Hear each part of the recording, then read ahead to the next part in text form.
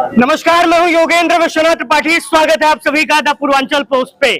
मैं इस वक्त जिस व्यक्ति के साथ बैठा हूं वो चौथी बार भारतीय जनता पार्टी से गैसड़ी विधानसभा से चुनाव लड़ने जा रहे हैं। चुनाव वो क्यों लड़ने जा रहे हैं, इसका रीजन है क्योंकि 5 साल तक यहाँ पर जो व्यक्ति सरकार चलाता है वो बदल दिया जाता है, लेकिन इस बार कुछ ऐसा हुआ है जो दुखद घटना हुई है। यहाँ से विधायक रहे डॉक्टर एसपी यादव, जो कि समाजवादी पार्टी के फाउंडर मेंबर थे, उनका निधन हो जाने के कारण लंबी बीमारी के बाद ये सीट वैकेंट हुई थी और इस पर लोकसभा चुनावों के साथ ही विधानसभा का उपचुनाव करवाया जा रहा है।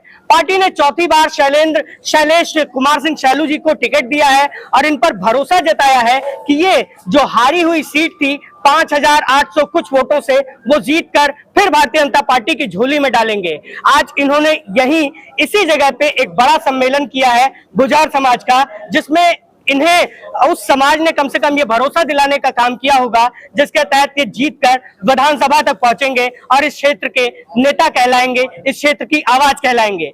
हम इनसे इन्हीं मुद्दों पर बात करेंगे क्योंकि इनका जो विधानसभा क्षेत्र है वो डाइवर्सिटी से भरा हुआ है, यानी कि इसमें तमाम ऐसी चीजें हैं जिसमें आप देख सकते हैं कि वो चाहे प्राकृतिक सौंदर्य की बात हो या प्राकृतिक रूप से धनी होने की बात हो या फिर एक ऐसे समाज का इनका और इनके विधानसभा से नाता होना जो देश में बहुत कम पाया जाता है। मैं बेशक थारू समाज की बात कर रहा हूं जो यहाँ पर तकरीबन 40 से 50 हजार की आबादी में रहता है।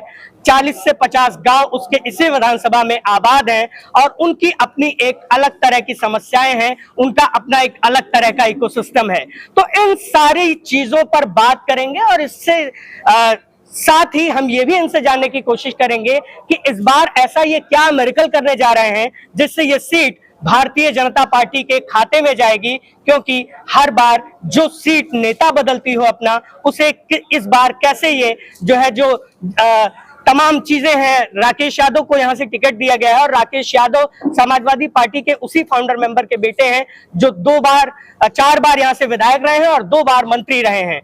तो सर, स्वागत है आपका। जी, आपका भी बहुत बहुत धन्यवाद। टिकट मिल गया जी भाई। कैसी तैयारी चल रही है?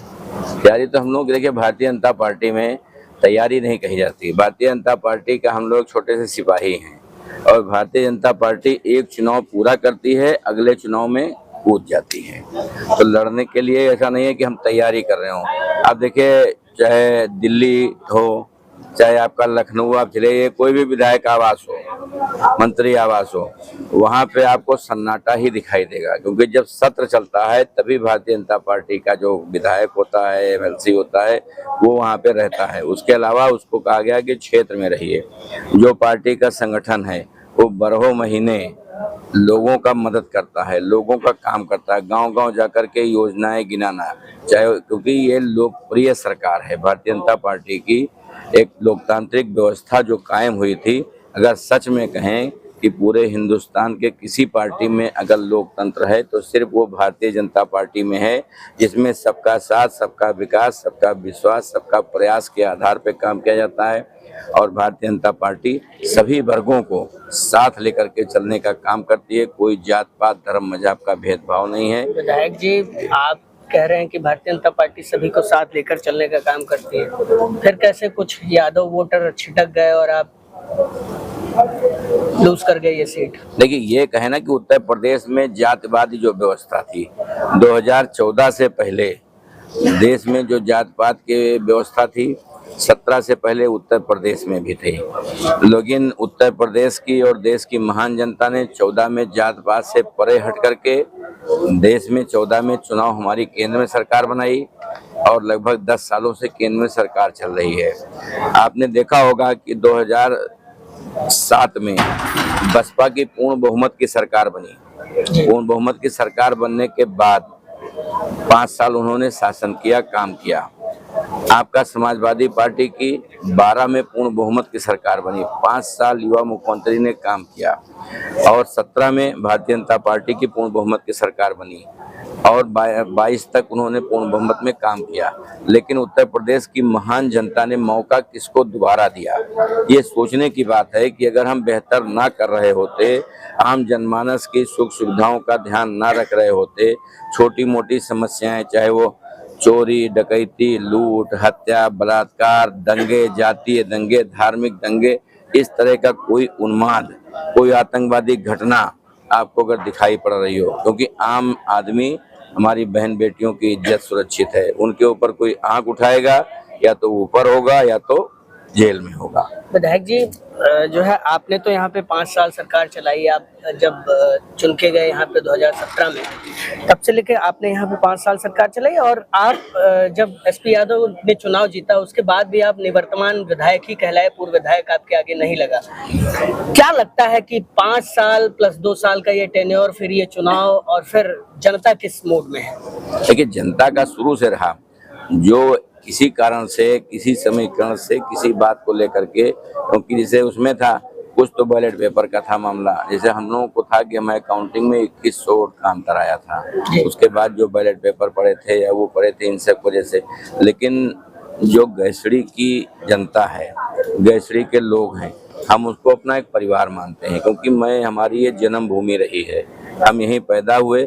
यहाँ से मैं लखनऊ पढ़ने गया था, वहाँ से छात्र राजनीति की शुरुआत हुई, मैं लखनऊ विद्यालय महामंत्री था, लखनऊ विद्यालय का अध्यक्ष रहा 4 साल।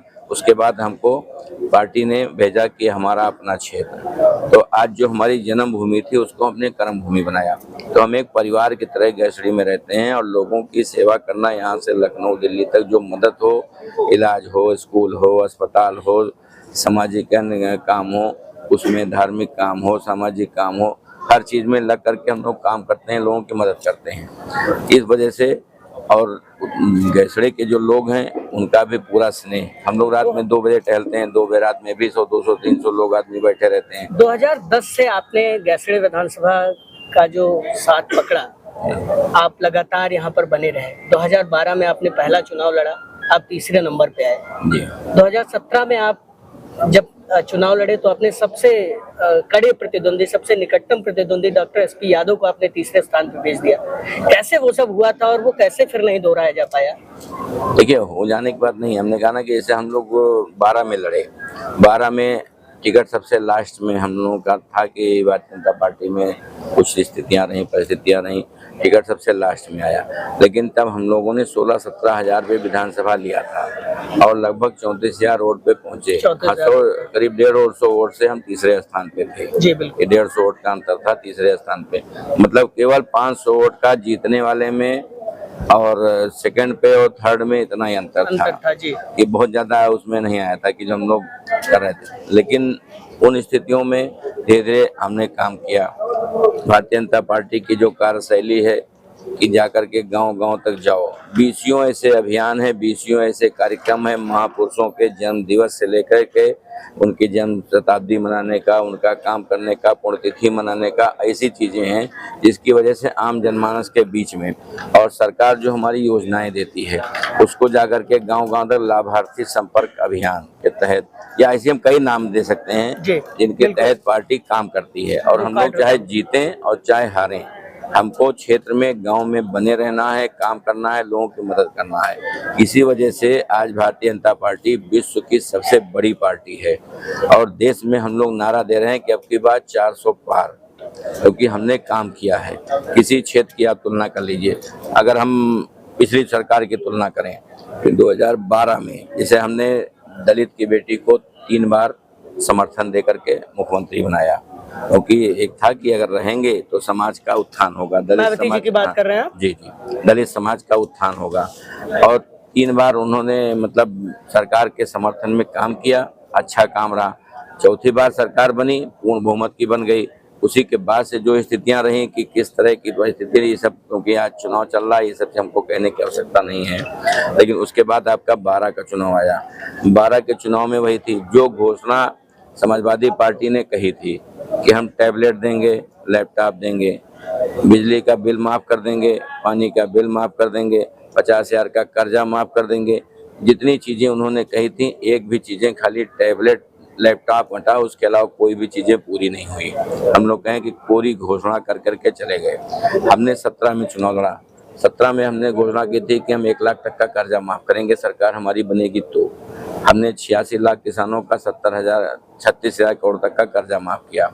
हमने कहा था हम हर गांव में बिजली पहुंचाएंगे। मैं आपको दूसरी जगह की चर्चा नहीं करूंगा। गैसड़ी में हम जब आए थे 17 में तो 222 मजरे ऐसे थे जहां पे आज़ादी के बाद से आज तक बत्ती नहीं लगी थी, लेकिन आज कोई गांव बचा नहीं है, कोई घर नहीं बचा है। जो नया घर बना होगा उसको नहीं सर, सोहलवा वन्यजीव अभयारण्य में कुछ ऐसे गांव हैं जो अभी छूटे हुए हैं। वो गांव दूसरी वजह से हैं, सेंचुरी की वजह से। वहाँ सड़कें नहीं है, व्यवस्थाएं नहीं है, जिसको हम जनजाति के थारू गांव कह सकते हैं। लेकिन वहाँ भी मैंने, इससे पहले किसी ने नहीं किया था, मैंने वहाँ पे होम लाइट की व्यवस्था कराई। सोलर लाइट, जो सोलर होम लाइट उसको बोलते हैं, जिसमें एक पंखा भी चलता है, 4 लाइट जलती है, प्लग होता है जिसमें मोबाइल चार्ज कर सकते हैं। तो इसको होम लाइट करके, सोलर लाइट तो बहुत जगह होती है, लेकिन वहाँ पे क्योंकि वहाँ पे ना तो तार जा सकता है जंगल के बीच में और ना जंगल के सड़कें खोदने का राइट है, तो उसमें अभी हम लोगों ने इसमें जाकर के दिल्ली से, यहाँ से कई जगह चर्चा की, बात की।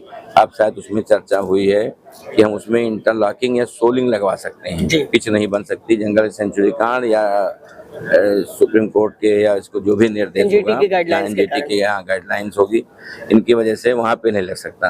लेकिन उन जगहों पे भी आज जो विकास योजना हमें आवास देना, कोई ऐसा गांव नहीं है जहाँ पिछली सरकारों ने जितना 40-50 सालों में किया उतना हमने इन 5 सालों में लगभग किसी गांव में 150 आवास, किसी गांव में 160 आवास, किसी में 90 आवास, किसी में 100 आवास, इस तरह के आवास हमने जनजातियों में दिए, उनको वो सुविधाएं मुहैया कराई। आज आप देख रहे हैं कि हम कहते हैं कि अगर छोटी कहावत कह लें कि मुफ्त में मैं घर देता हूँ, मुफ्त में बिजली कनेक्शन, मुफ्त में गैस कनेक्शन, मुफ्त में आपको राशन। उसके बाद आपके यहाँ अब सरकार ने व्यवस्था कर दी कि हम आम जनमानस को, जो गांव के लोग हों, उनको हम शहरी तुलना कैसे करें, शहरी तरह का जनजीवन कैसे व्यतीत करने के लिए हम उनको तैयार कर सकें। इसमें हम आपको छोटा सा उदाहरण देते हैं कि जैसे हम शहर में रहते हैं तो हमें बिजली मिलती है, जिससे मेरी एसी, कूलर, फ्रिज, पंखा चलाते हैं। आज हम गांव में 18-20 घंटे बत्ती दे रहे हैं, उससे वो चल सकता है। फिर हमने कहा शहर के लिए कि हम गैस, बलरामपुर जनपद वाले 14 से पहले गैस नाम का केवल सुनते थे कि गैस कोई चीज होती है, लेकिन आज तक गैस, आज़ादी के 65 साल बीत जाने के बाद भी गैस बलरामपुर जिले में एक भी गैस एजेंसी नहीं थी, बाहर से लोग लेकर के आते थे। आज हमारे यहाँ 20-21 गैस एजेंसियां हैं और घर घर आप पिकअप पे ले जाकर के गैस बढ़ता है। तो शहरी जीवन में हम गैस पे उनको खाना बनवा रहे हैं कि अच्छी तरह से आपको भोजन मिल रहा है।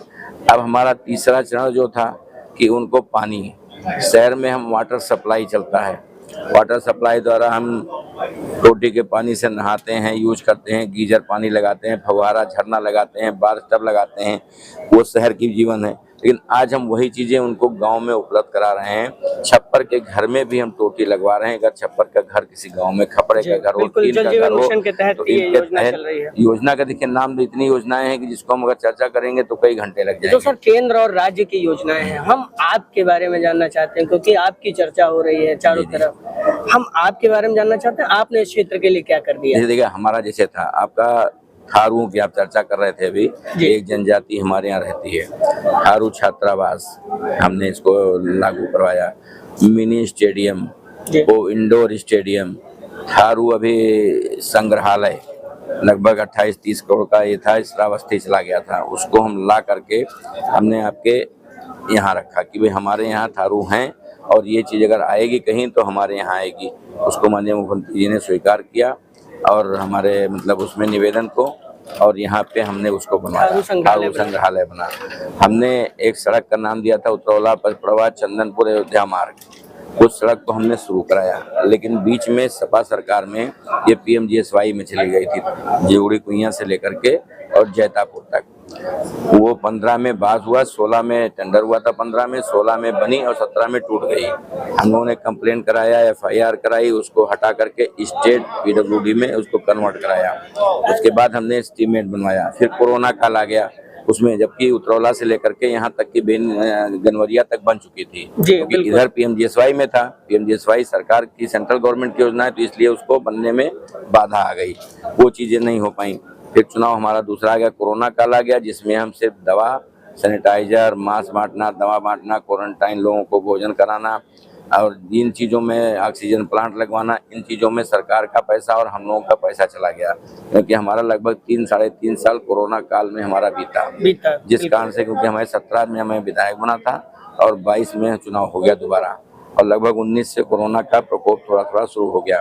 तो धीरे धीरे ये लगभग 22 का चुनाव तक ही चला। चुनाव में भी स्थिति थी कि कई बार तो इन सब चीजों का, सड़कों का था, कोयलाबासा से लेकर के हमने अपनी पूरी विधानसभा को चौड़ीकरण कराया। कोयलाबासा की सड़क जो थी उसमें होता था कि भाई अगर 2000 वाहन चलेंगे तो चौड़ीकरण में उसका नाम दे सकते हैं, लेकिन वहाँ तो 400 भी नहीं जाते हैं दिन भर में। लेकिन हम लोगों ने प्रयास किया, व्यक्तिगत प्रयास किया, उसमें नागर डलवा करके उसको हमने पूरा अपना कोयलाबासा शुरू करके तुलसीपुर, लाल चौराहा, हरैया चौराहा, बलरामपुर चौराहा, इटवा चौराहा, फिर इटवा से चौराहे से लेकर के हमने गौरा तक चौड़ीकरण कराया। फिर हमारा दूसरी सड़क थी जिसमें सपा बसपा के अध्यक्ष थे माता प्रसाद पांडे जी, विधानसभा अध्यक्ष, उसी रोड से जाते थे। हमारे आपने कहा कि मंत्री रहे डॉक्टर शिवप्रताप यादव जी, उन्होंने भी कई बार प्रयास किया, लेकिन वो करके हम लोगों का प्रयास था कि वो हमने बेल्हा से लेकर के और बिस्कोहर तक ये रोड हमने चौड़ीकरण में दिलाई। हमने कई सी सड़कें दी। आपके यहाँ की सड़कों का जाल, इनके कार्यकाल में 6 पुल बने थे, हमने लगभग 17 पुल बनवाए अपने कार्यकाल में। ये मंत्री थे, मैं मंत्री नहीं था। तो लोगों की तुलना में हमने देखिए हमने पीएससी, आपका 4 पीएससी हमने नई बनवाई। आपके यहाँ सब स्टेशन बिजली के, उसको हमने लगभग 6 सब स्टेशन, 6 नए सब स्टेशन अभी सैंक्शन हुआ है सैंक्शन। उसके बाद ये करने का, जिसे हमारे यहाँ थारू बेल्ट में है कि मोबाइल टावर, हमने भारत संचार सरकार के मंत्री से संचार मंत्री, उसके बाद जीएम आपके यहाँ, सीजीएम आपके यहाँ, दूरदर्शन, BSNL, इनसे मिलकर के हमने लगभग 6 टावर सैंक्शन करवाए थे। लगभग 5 टावर खड़े हो चुके हैं थारू बेल्ट में। हमने छोटी छोटी चीज़ों को ध्यान दिया कि जो आम जनमानस को क्या चाहिए। जैसे हमारे यहाँ भगवानपुर खादर था, अस्पताल तो छोटा सा बना था, लेकिन वहाँ बाढ़ आता था या कोई हो तो एक मिडवाइफ जो है एनम, वो दवा लेके बैठ जाती थी, खांसी बुखार दवा, ऐसी दवा। लेकिन आज वहाँ पे डिलीवरी हो रही है, MBBS डॉक्टर बैठता है, बिशुनपुर विश्राम है, वहाँ पे कुछ भी सेंटर नहीं था। हम लोग बैठ करके वहाँ रुक करके कह करके उसके बाद आज वहाँ भी डिलीवरी हो रही है। थारू बेल्ट में 2 जगह ऐसे हमने सेंटर बनवाए जहाँ पे आज डिलीवरी हो रही है। तो कई चीज़ों का, चाहे शिक्षा, स्वास्थ्य और आपके यहाँ सड़क सुरक्षा, इसकी व्यवस्था सुनिश्चित करने का जो हमारा था। के मामले में तो पूरी सरकार ने बहुत अच्छा काम किया, लेकिन अगर बलरामपुर जिले की बात करें शैलू भाई, तो ये जिला ही पीछे रह गया। और वो आज की गलती नहीं है, वो सालों की गलती है। इस कारण से कहीं ना कहीं सड़कों का अभाव आज भी नजर आता है। खैर, हम लोग दूसरे मुद्दे पे चलते हैं। अब थोड़ी सी राजनीति की बात करते हैं, क्योंकि आपको तो राजनीति करनी है, हमें उससे जुड़ा सवाल करना है। थारू समाज में कितना पैठ है? थारू समाज इस बार भी तो छिटक नहीं जाएगा? देखिए, थारू समाज पिछली बार भी था। थारू समाज में हम लोगों का चुनाव, हम लोग थारू समाज में जीते थे, लेकिन ये था कि अंतर थोड़ा कम था जीतने का। क्योंकि देखिए, जो एक थारू के लिए कहा गया था कि मतलब थारू को दारू पिला दो, थारू को ये कर दो, आज मैं मानता हूँ कि थारू से बढ़िया उनके लिए सम्मानजनक बातें नहीं, उनकी जो समाज है, इतना जागरूक समाज है। आप मैदानी इलाके में चले जाइए, गांव चले जाइए, 2 घर 4 घर, 1 घर या 1 घर नहीं सरकारी नौकरी में। आज कोई ऐसा थारू गांव नहीं है जिसमें 10, 20, 50, 60, 70, 80 लोग सरकारी नौकरी में ना हो। वहाँ की लड़कियाँ, हम लोग साइकिल बांटने जाते हैं, 300, 400 साइकिल हम उनको देते हैं बच्चियों को। 18 किलोमीटर दूर साइकिल चला करके शिक्षा ग्रहण करने आते हैं। देखिए, शिक्षा से ही जीवन स्तर में सुधार हो सकता है, और शिक्षा ऐसा एक संसाधन है जी। उनके लिए कोई प्रयास ऐसा क्यों नहीं हुआ कि इंटर कॉलेज बन जाए, डिग्री कॉलेज बन जाए? नहीं है, वहाँ पे है, लेकिन अभी वो चीजें सुविधा देने में, क्योंकि वहाँ पे अगर बनने की बात है, सबसे पहले कि हमारा जंगल का बेल्ट होता है, जमीनों का अभाव होता है थोड़ा बहुत। उसके बाद संसाधन वहाँ पे देने का, क्योंकि कितने लोगों के पढ़ने के लिए होते हैं, कोई 200-400 आदमी इंटर कॉलेज चलाने में वो रहते हैं। अब ये तो पिछली बार था, हमने कहा ना, हमको सिर्फ काम करने के लिए 1 साल मिला, मात्र 17 में बने, और 17 में तो व्यवस्था योजना बनने में ही 7 लग जाता है, 6 महीने 8 महीने। उसके बाद 18 में थोड़ा काम करने का मौका मिला, जिसमें हमने कई चीजें सैंक्शन कराई। उसके बाद से कोरोना आ गया, फिर चुनाव आ गया, खत्म हो गया मामला। तो हम चाहते हुए तो भी बहुत विधायक जी, चीजें हमारी काम छूट तो गई। मैं दिखे बार बार मेरे मुंह से विधायक जी निकल रहा है और ईश्वर को पता नहीं क्या मंजूर हो। काम तो आपने फिर भी किया जब आप सत्ता में थे, चूंकि और एसपी यादव साहब जो है सत्ता में नहीं थे। काम तो आप ही कर रहे थे और चर्चा भी आप ही की हो रही थी। लेकिन काम वो करने का नहीं है, उसमें हम लोग काम कर रहे थे क्योंकि हमें पार्टी का भी निर्देश था और हमारा भी था कि जिस गैसड़ी विधानसभा की महान जनता ने मुझे 70,000 वोट दे करके हम चुनाव जीते या नहीं जीते अपना कर्जदार बनाया है, तो उन कर्ज को कैसे हम पूरा करें, उनकी सेवा करके, उनके बीच रह करके। इसीलिए चुनाव हारने के बाद चाहे डॉक्टर एसपी यादव रहे हों, चाहे बसपा से अलाउद्दीन रहे हों, चाहे कांग्रेस से डॉक्टर इश्तियाक रहे हों, कोई व्यक्ति घर से निकलता नहीं है, न कहीं जाता है। ये बलरामपुर जनपद की ही विडम्बना है। जो हार गया समझ लो जिसकी सरकार है, कहते हैं भैया ठीक है हम सो रहे हैं, जब हमारी सरकार आएगी तो हम निकलेंगे फंड फैला करके, उसके बाद कब्जा करेंगे, लूटेंगे, खाएंगे। लेकिन हम लोग क्या ऐसा नहीं है। हमने कहा ना कि गैसड़ी विधानसभा में कोई व्यक्ति नहीं कह सकता कि सैलू किसी मामले में पैसा आई हो। बलरामपुर जनपद और उत्तर प्रदेश, नहीं, इन तमाम बातों में तो आपकी बहुत उत्तर साफ गोई रही प्रदेश है। में भी अगर कोई कह दे कि हमने किसी काम के लिए कि सैलू पैसा दिया है, मैं राजनीति छोड़ दूंगा, किसी काम के लिए हमने क्या, क्योंकि हम जानते हैं कि राजनीति में अगर आप पैसा ले लेंगे तो आप सेवा भाव आपका नहीं बचेगा और काम करने के लिए दसियों धन नहीं है।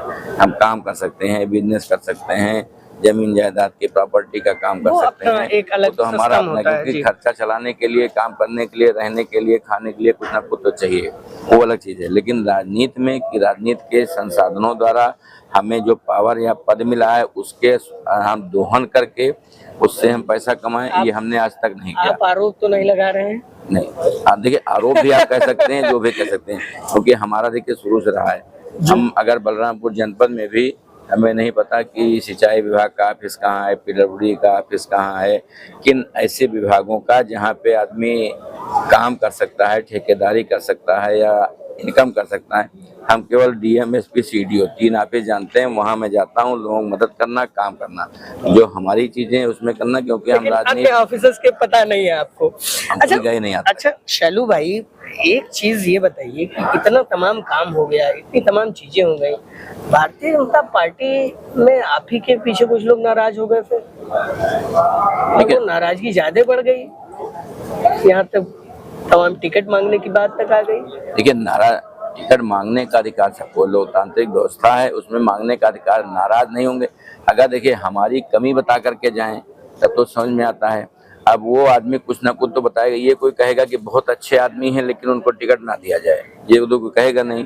कुछ ना कुछ ऐसी चीजें, मेरे ऊपर कोई ऐसा नाराजगी का कोई कारण हो, कोई ऐसा आरोप हो, ये चीज लगाएं, हम साथ स्वीकार कर सकते हैं, उनके सामने सामना करने के लिए तैयार हैं कि आप ये बताइए कि हमारा ये कारण है।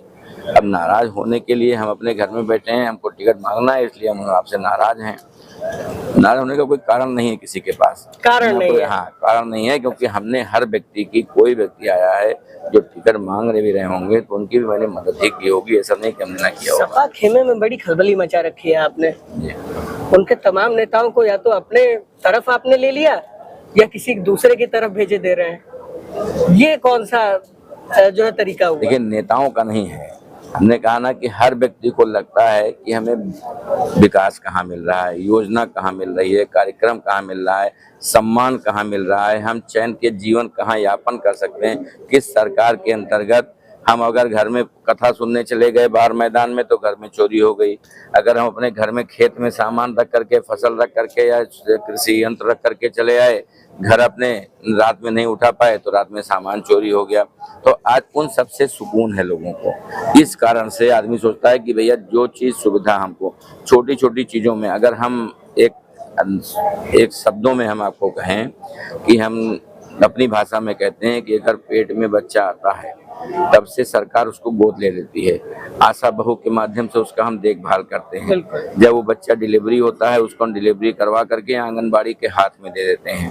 आंगनबाड़ी की सहायिकाएं उसकी सेवा करती हैं, उनको पोषित करती हैं, किसी तरह कुपोषण ना हो, वो ना हो। उसके बाद जब वो बच्चा और बड़ा होता है तो हम प्राइमरी स्कूल में जूता, मोजा, स्वेटर, कॉपी किताब ड्रेस करके उसको स्कूल भेज देते हैं, जहाँ पे दोपहर का भोजन। स्कूल वो भी नहीं टाट पट्टी बैठने वाला, डेस्क, बेंच, पंखा, बिजली, कूलर, सारी चीजें, सुविधाएं कंप्यूटरीकृत, उच्चीकृत व्यवस्थाएं मिलकर उसको पढ़ाई करते हैं। पढ़ने के बाद अगर बेटी हो वो अगर पढ़ने में तेज है, अच्छी है, तो उसको पूरे, चाहे वो बीए पढ़े, एमए पढ़े, कोई भी पढ़ाई पढ़े, डिग्री पढ़े, मैनेजमेंट पढ़े, उसकी सारी सुविधा, सारी व्यवस्था हम देते हैं। लड़की आपकी 18 साल की हो जाए, शादी तय करके शादी कार्ड हमको दे जाइए, 1 रुपया आपका खर्चा नहीं है। हम उसको शादी ब्याह करके उसको विदा कर देंगे। यहाँ तक कि जो फेरा लगाते हैं, पंडित जी लगवाते हैं, जो निकाह पढ़ाते हैं मुल्ला जी, उसका भी पैसा हम देते हैं। तो ऐसी व्यवस्था कि आज कोई सरकार दे रही हो कि जो गरीब आदमी है उसका पैदा आपने किया, पाल पोस के बड़ा करके, पढ़ा लिखा करके, शादी करके हमने भेज दिया। बस यही कारण है। बस यही कारण है कि लोग पीछे आ रहे हैं। लोग इसी कारण से, और कोई ऐसा कारण नहीं है। उनको लगता है ऐसा है या ऐसा है कि राकेश जी मैनेज नहीं कर पा रहे हैं चीजों को। नहीं, देखिए, मैनेज करने के हम दूसरे की तुलना क्यों करेंगे भाई। हम अपनी बात कर रहे हैं कि हम अच्छा देंगे, बेहतर सुविधा देंगे, बेहतर व्यवस्था देंगे, आपको समान रूप से सम्मान देंगे, हर चीज देंगे। हम दूसरे की वो क्या कर पा रहे हैं, देखिए हमारी नेगेटिव थिंकिंग नहीं होती है। नेगेटिव टाइप की पॉलिटिक्स हमने कभी नहीं की कि अगले को हम ऐसा बता दें, वो गंदा कह दें, उसको हम सही हो जाएं, ये चीज नहीं। हम आपको बेहतर सुविधा देंगे, इसलिए आप हमसे आज जुड़िए। ही आपने सैकड़ों लोगों को ज्वाइन करवा दिया। इसी तरह से मैंने और खबरों में देखा आप 500-500 लोगों को ज्वाइन करवा रहे हैं एक मीटिंग में। ठीक है, हमने कहा ना कि सामाजिक, हमने कहा कि अगर और वो सब अपने समाज के नेता ही होंगे। बिल्कुल सामाजिक लोग थे। जैसे जितना भी हम अगर कह दें कि जो जात के हिसाब से जितनी भी जातियां थी, सबका हमने सम्मेलन किया। सारे लोग आए, होली मिलन टाइप का सम्मेलन, सामाजिक बैठक उन लोगों ने किया। हम लोग बुलाए, हम लोगों ने अपनी बात रखी, उनसे प्रभावित हुए कि नहीं भैया, हम लोग इस सरकार में सुकून से रह रहे हैं, अच्छे से रह रहे हैं, कोई जात पात का दबाव नहीं है, प्रेशर नहीं है, इस चीज का कोई जबरदस्ती नहीं है। हम लोग चाहते हैं कि हम लोग मिल करके साथ रहें। हम गैसड़ी को आदर्श विधानसभा कैसे बना सकते हैं, जब समाज का सभी वर्ग, सभी तबका, जात पात, धर्म मजहब से परे हट करके हमारे साथ आएगा। ये हम लोगों ने, देखिए, बहुत चीजें अलग अलग चलती हैं, हिंदू मुस्लिम चल गया, उनका चल गया। आज हमारी धार्मिक आज़ादी हमको नहीं थी, सामाजिक आज़ादी नहीं थी, राजनीतिक आज़ादी नहीं थी। हम कुछ कर नहीं सकते। चुनाव लड़ना हो तो डंडा हो जाता था। हमको धार्मिक कोई काम करना हो, उसमें दुनिया भर के परेशानियां आती थी। हम लोग यहाँ आए थे, 143 दुर्गा मूर्ति रखी जाती थी और गांव-गांव में बवाल होता था। सपा सरकार में मूर्तियां उठा करके थाने में उठा के रखवा दी जाती थी, जमा हो जाती, फेंकवा दी जाती थी, गड्ढे में फेंकवा दी जाती थी। इसी दौरान आप पे मुकदमे लिखे गए थे? नहीं, उस समय जैसे ये तो छात्र राजनीति का था, इस मुकदमा हम लोग का नहीं था। इधर मैं एडीआर का डेटा पढ़ रहा था जी, तो उसमें अभी आपके ऊपर 9 मुकदमे लंबित बताए जा रहे हैं। ये छात्र राजनीति में वो नहीं। जैसे हम लोग कोई आंदोलन किए, हमने कहा भैया परीक्षा टलनी है, या हुआ, या कोई मुद्दा लेकर के हम लोग सड़क पे जाम कर दिए हैं, बस आ गई, बस तोड़ दिया गया, या वो कर, इस तरह के मुकदमे छात्र राजनीति के दौरान हुए मुकदमे। 2004-05 के बाद से नहीं है, 4-5 के बाद से नहीं है। 2004-05 के बाद से अपनी छवि को आपने बिल्कुल कोई ऐसा केस क्लीन एंड नीट रखा है जी, उस समय का था। प्रमुख प्रतिद्वंदी किसे मान रहे हैं, व्यक्ति, दल, दोनों बताइए। देखिए, जो भी लड़ रहा हो अभी तो हमें कोई लगता ही नहीं है, क्योंकि हर आदमी अपना अपना प्रयास कर रहा है, कौन दौड़ रहा है, डूब रहा है। क्योंकि आम जनता, आम जनमानस का मूड, कोई जात धर्म मजहब से परे हट करके लोग भारतीय जनता पार्टी को पसंद कर रहे हैं। हम लोगों की कार्यशैली है, भारतीय जनता पार्टी की कार्य प्रणाली है, जिसको लोग पसंद कर रहे हैं।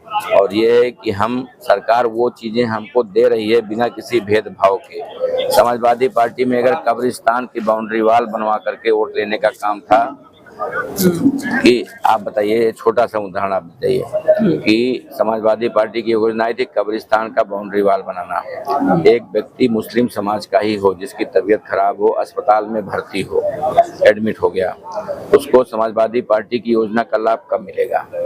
जब वो मरेगा, मरने के बाद तब कब्रिस्तान की बाउंड्री वाल में जाएगा। और वही व्यक्ति जिनको हम 5 लाख तक के इलाज की व्यवस्था कर रहे हैं कि आप भर्ती हुए तो भाजपा की योजना लो, 5 लाख तक का इलाज कराओ, बेहतर सुविधा लो, इलाज करा के अपने परिवार के साथ आकर के रहो।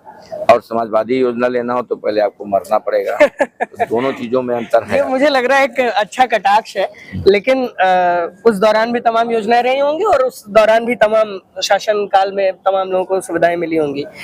एक चुनाव एक दिन ही है, डबल मेहनत कर रहे हैं आप। दूसरा जो बड़ा चुनाव है उसमें किसे आप देख रहे हैं अपने सामने?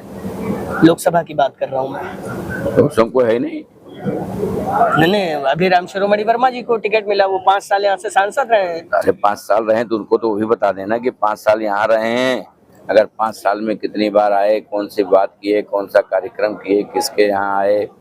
कोई ऐसा आदमी तो भी उनका तो हमने देखा था कि मोबाइल में छपा हुआ था कि लापता है सांसद जी। वो तो भाई साहब साफ कहते हैं कि मैंने इस जिले में तमाम हुआ है, जैसे वो मेडिकल कॉलेज, सड़कों का नाम लेते हैं, प्रधानमंत्री सड़क योजना से सैकड़ों किलोमीटर सड़कों का नाम लेते हैं। वो ये सब काम उनके आपको दिखाई नहीं देते, या आप लोग उनका मोहर ही नहीं लगने देते उन कामों पे? ये भारतीय जनता पार्टी ऐसी सरकार है जिसने जो बुकलेट छपवाया, सरकार हमारी है लेकिन बुकलेट छपवाया हमने, सांसद का फोटो लगवाया, विधायक की फोटो लगवाई उसमें करने के लिए। लेकिन आपको पता है कि ये योजना, कार्यक्रम, विकास मेडिकल कॉलेज किसके प्रयास से आया, किसने घोषणा की? आपका सांसद लेकर के आए तो मेडिकल कॉलेज उत्तर प्रदेश के मुख्यमंत्री क्यों देंगे? पूरे प्रदेश में मेडिकल कॉलेज का सांसद देता है? नहीं, वो तो कह रहे हैं कि हमने सदन में आवाज उठाई तो इसलिए तमाम चीजें हुई। सदन में आवाज इसीलिए सारे जिले मेडिकल कॉलेज दे दिया गया। आज हमारी आजादी के बाद से भाजपा सरकार बनने 17 से पहले तक केवल 9 मेडिकल कॉलेज उत्तर प्रदेश में थे। सर, मैं तो इतना केवल जानना चाहता हूँ, आप उन्हें प्रतिद्वंदी मान रहे हैं कि नहीं, और नहीं मान रहे हैं तो क्यों नहीं मान रहे हो, मान रहे हैं तो कैसे मान रहे हैं? देखिए, नारा हमारा है अब की बार 400 पार, और श्रावस्ती का भी एक फूल मोदी जी के गले में पड़ना चाहिए, ये मान करके इस श्रावस्ती की महान जनता बैठी हुई है कि पिछली बार हम लोगों से गलती हो गई थी किसी कारण से, और गलती जनता से नहीं हुई थी, जातीय समीकरण के हिसाब से कि ये मिल करके वो मिलके 2-3-4 प्रत्याशी, 2-3-4 पार्टियां मिलके एक साथ खड़ी हो गई, उसमें जाकर के 4-5 हजार का अंतर आ गया। इसको हम नहीं कह सकते कि बहुत हुआ, लेकिन आज वो उन परिस्थितियां नहीं है। आज दूसरी परिस्थिति है, प्रदेश में आपकी सरकार है, आपकी दोस्ता है, और काम करने का ढंग, काम करने का जो हमने तब कम काम किया था, आज हमने ज्यादा काम कर दिया, उससे और ज्यादा लोग काम का फायदा मिलेगा, उससे और ज्यादा लोग प्रभावित हुए।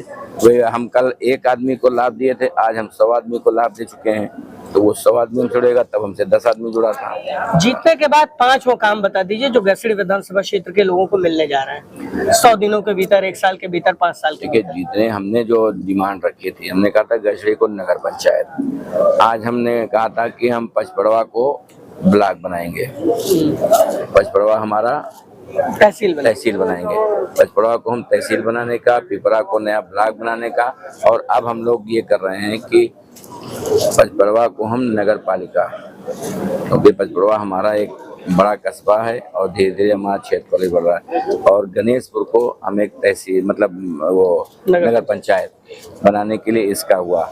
उसके बाद हमने इसमें कई चीजें रखी थी, हमने थारू बेल्ट में एक बढ़िया प्राथमिक स्वास्थ्य केंद्र, एक गर्ल्स और बॉयज इंटर कॉलेज, ये आदमी देखने का, सड़क की बात है, सब स्टेशन बनाने के लिए कि हर जगह पे बिजली की पर्याप्त व्यवस्था हो, पावर भी बराबर हो, इन चीज़ों के लिए हम लोगों ने प्रयास किया था। और हमने जो ये बनाया था कि चित्तौड़गढ़ हमारा जलाशय है, इसको हमने अपने शुरू कराया था कि पर्यटन केंद्र के रूप में, इसमें हमने सारी चीज बना ली थी, कि इसमें जैसे 12 थारू हट बना था, जिसमें 2 डीएम के द्वारा और 10 ऑनलाइन बुकिंग करा करके देश विदेश का कोई भी आदमी आ सकता है।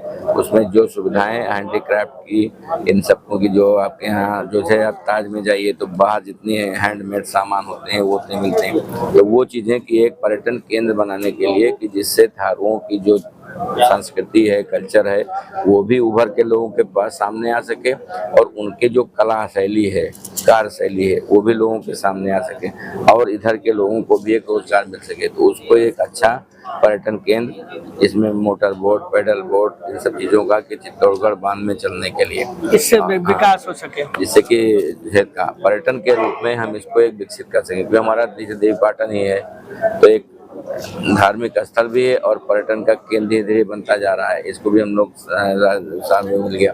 कई ऐसी व्यवस्थाएं हैं जिसको हम लोग चाहते हैं कि एक तो मैंने जो है शैलेश कुमार सिंह सैलू जी से 5 वो काम गिनाने के लिए कहा था कि जो काम ये विधायक बनते हैं तो ये करने की कोशिश करेंगे। इन्होंने दर्जनों काम गिना दिए हैं। अब देखना होगा कि जनता इनके द्वारा किए गए कामों पर किस प्रकार से मुहर लगाती है, और ये जो काम करने का वादा कर रहे हैं उस प्रकार से किस तरह से इनके पक्ष में में बटन दबाती है। खैर नतीजे 4 जून को ही मिलेंगे, लेकिन 4 जून तक हम कई बार इनसे बातचीत करने की कोशिश करेंगे।